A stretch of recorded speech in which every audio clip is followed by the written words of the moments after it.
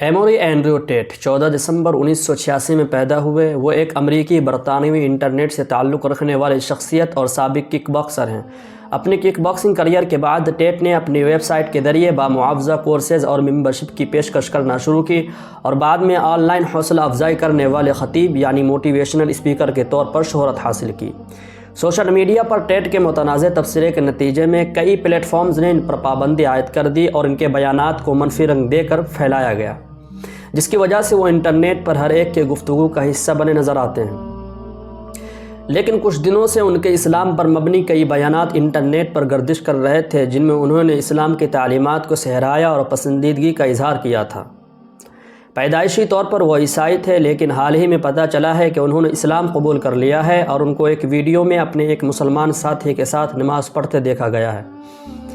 قبولیت اسلام کے بعد ان کا ایک انٹرویو لیا گیا، جن میں انہوں نے بیان دیا کہ وہ اسلام کی طرف کیسے مائل ہوئے۔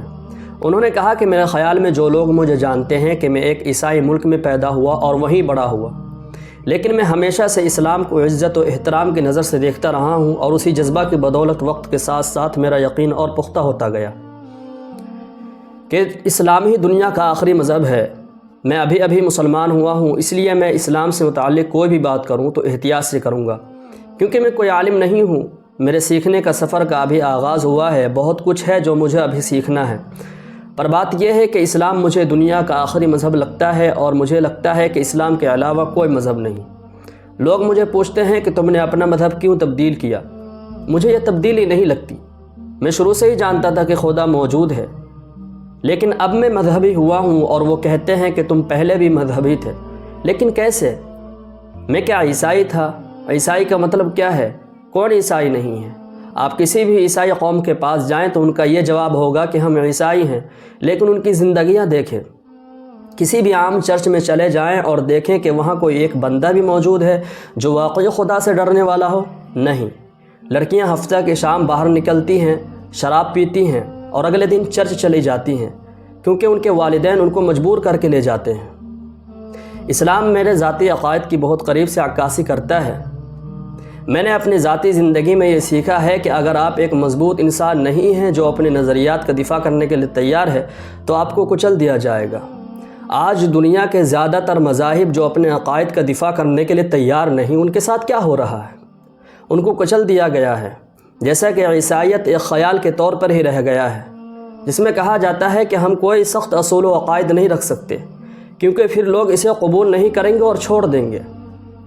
ہم اسے اتنا آسان بنائیں کہ کسی کو کوشش بھی نہ کرنی پڑے اور ہر کوئی اسے قبول کرے اور بآسانی اس مذہب پر چل سکے، اور ہم تمام لوگوں کے لیے اپنے چرچ کے دروازے کھلے رکھیں۔ میرے خیال میں یہ بالکل غلط ہے۔ میرے نزدیک خدا سب سے طاقت والا ہے جس سے ڈرا جائے، لوگ اس کے بارے میں غلط بات کرنے سے ڈریں۔ آپ کو اس کی خوشنودی کے لیے جدوجہد اور کوشش کرنی پڑے اور اس کی بتائی ہوئی حدود ہو جن میں رہ کر آپ زندگی گزاریں، یعنی کہ بالکل اسلامی عقائد کے برعکس، نہ کہ عیسائیوں کا خدا جو کہ خدا ہے ہی نہیں۔ مجھے اس میں کچھ نظر نہیں آتا۔ میرے نزدیک اسلام ہی ایک آخری معقول انتخاب تھا۔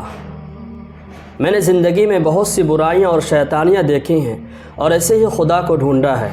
سب چیزوں کو دیکھا، پرکھا اور ان کے جواب ڈھونڈے اور اپنے سب سوالوں کے جواب قرآن میں پائے۔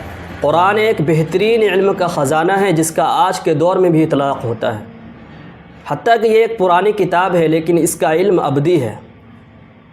یہ تھی اینڈریو ٹیٹ کی قبولیت اسلام کی وجہ۔ اللہ ہمارے بھائی کو اپنے فیصلے پر قائم و دائم رکھے اور ہم سب کو ہدایت کے راستے پر گامزن رہنے کی توفیق عطا فرمائے۔ ویڈیو اچھی لگی ہو تو ویڈیو کو زیادہ سے زیادہ شیئر کریں۔ تب تک کے لیے پوری امت کے لیے اور اپنے گھر والوں کے لیے اور اپنے ملک بھارت کے لیے دعا کریں۔ والسلام علیکم ورحمۃ اللہ وبرکاتہ۔